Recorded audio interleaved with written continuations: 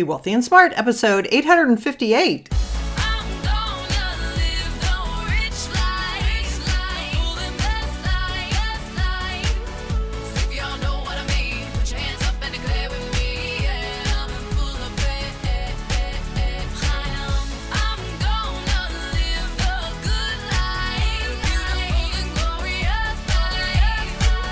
Step into a world of wealth and financial freedom without budgets, boredom, or bosses on Be Wealthy and Smart. And now, here's your host, Linda P. Jones.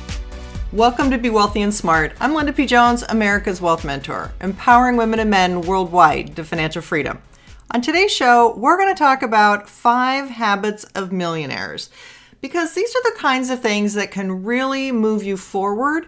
They're along the mindset category, I would say, which is step 1 to wealth, is always creating a wealthy mindset. And we haven't visited mindset as a topic for a little while. So I found this article and I thought this was right up our alley in terms of things that you can be focusing on that can really, really make a difference for you financially. And none of them really cost anything, which is the best news of all. So this article comes to us from CNBC.com, and it was written by Tom Corley, who was an author that studied millionaires and determined what made millionaires different. And there were 4 hours a day that represent 5 different habits that millionaires practice on a regular basis. And this is what he felt really separates them from people who don't have as much money. So let's hear what he had to say. He says there's 1,440 minutes in each day. That's the one common denominator we all share. With respect to time, we're all on equal footing, and most people, rich or poor, use about 1,200 of those minutes for the following activities: work, commuting, family-related, sleeping, eating, bathing, bathroom, grooming, and dressing. That leaves about 240 minutes of time each day. And it is what the rich do with those 240 minutes that separates them from everyone else. And this author interviewed wealthy people and not so wealthy people over a 3-year period to see what really made the self-made rich have so much more money. And was it their habits or was it something else? And he identified 5 things which I think are pretty on target for what can really make a difference and propel you forward in your wealth building. The first one is over 80% of millionaires engaged in 60 minutes a day of what he calls dream setting. He says dream setting activities involve the pursuit of a dream and the goals behind it. Typically, this is something outside of work, such as engaging in some side hustle or spending time creating one or more additional streams of income.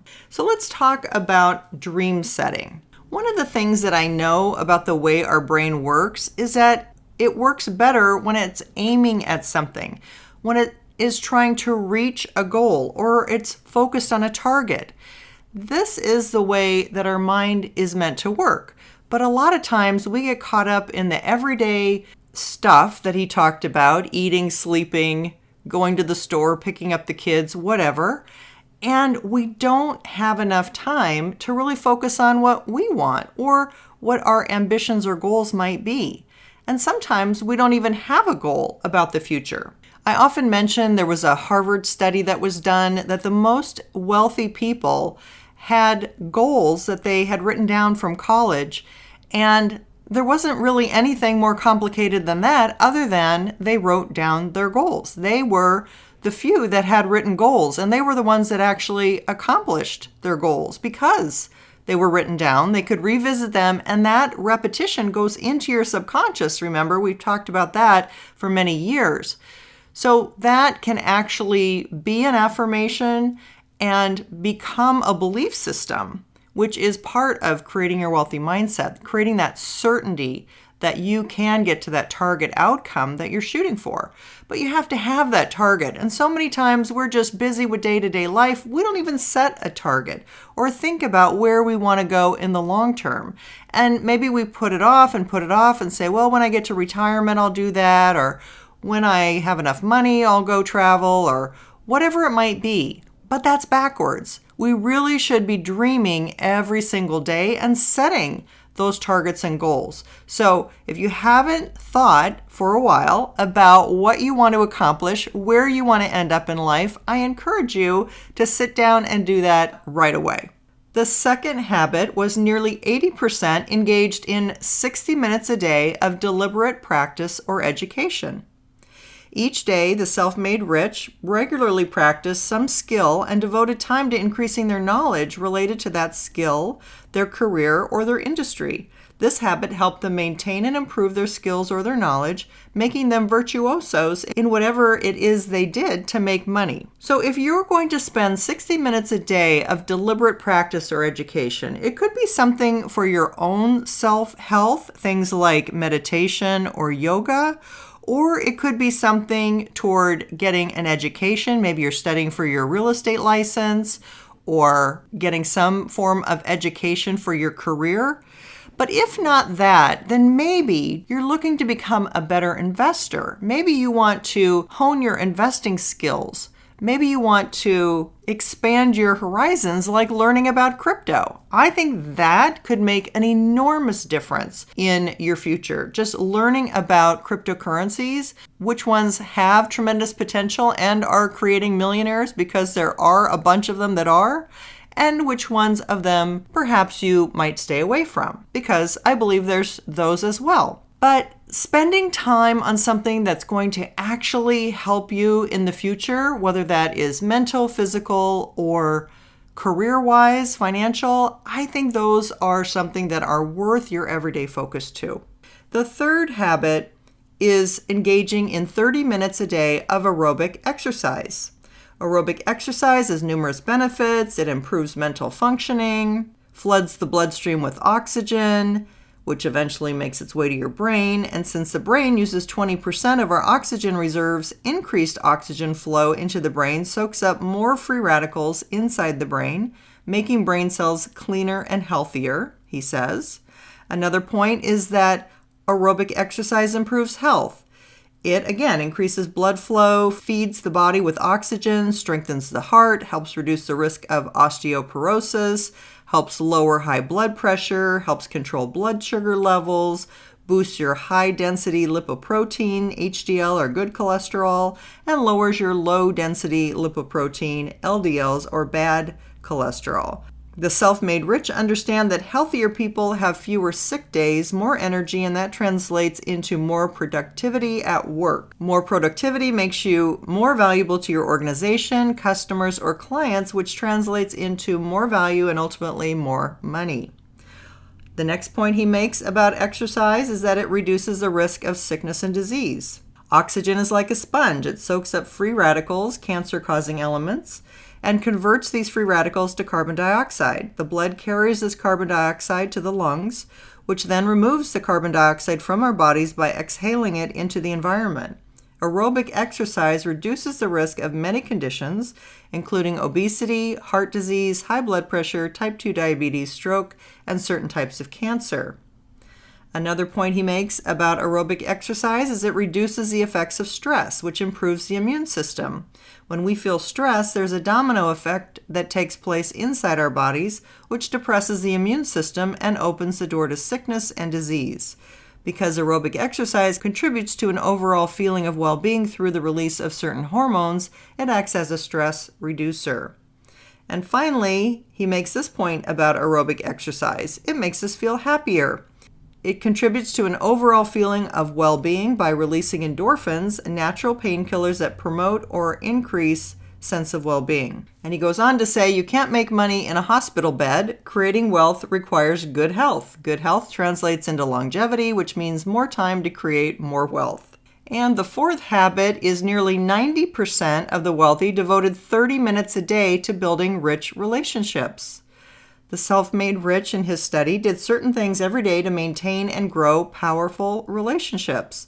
They networked by participating in or running business organizations, nonprofits, or trade associations. They made hello calls, calling important relationships just to say hello. They made happy birthday calls, calling the people who matter on their birthdays. And they made life event calls, making calls to people who matter and who have had a baby, gotten married, experienced a death in the family, things like that. Life event calls are critical because life events are always emotion-based, and emotions create powerful memories. They will remember you and your call.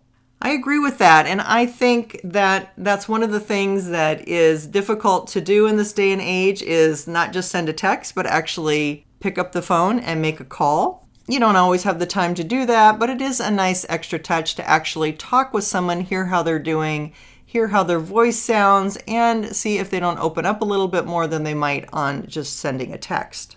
And finally, all of them engaged in relaxation and leisure activities.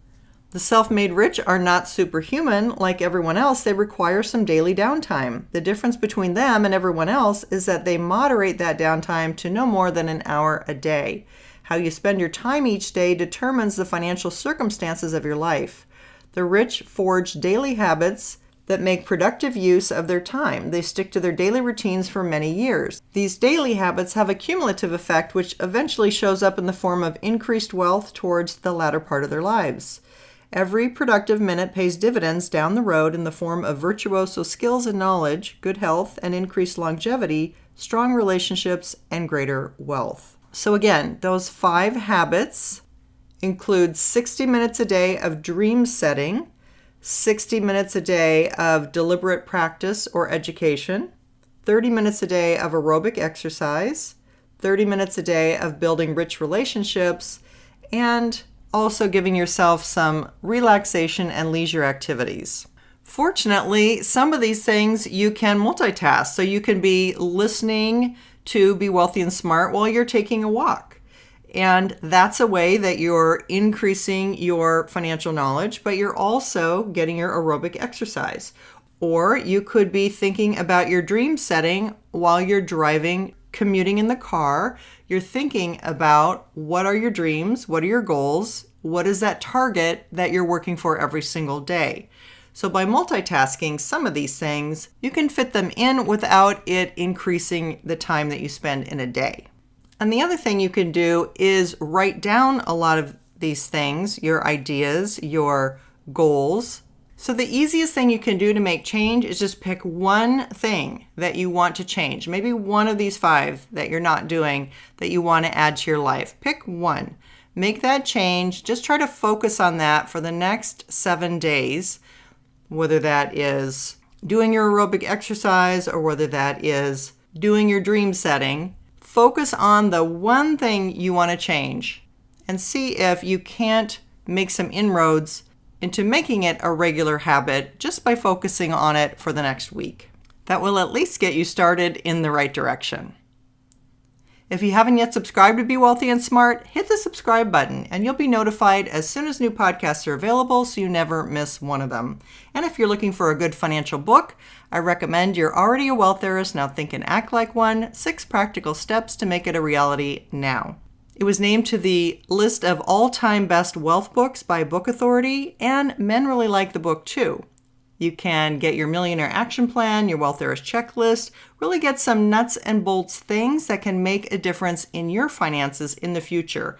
And if you like this concept of creating a wealthy mindset, there's lots of discussion about that in the Wealth Heiress book as well.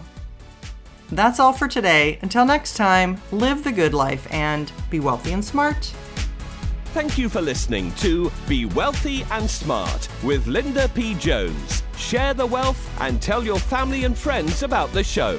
Check out our website, blog, and social media for more riches at www.bewealthyandsmart.com.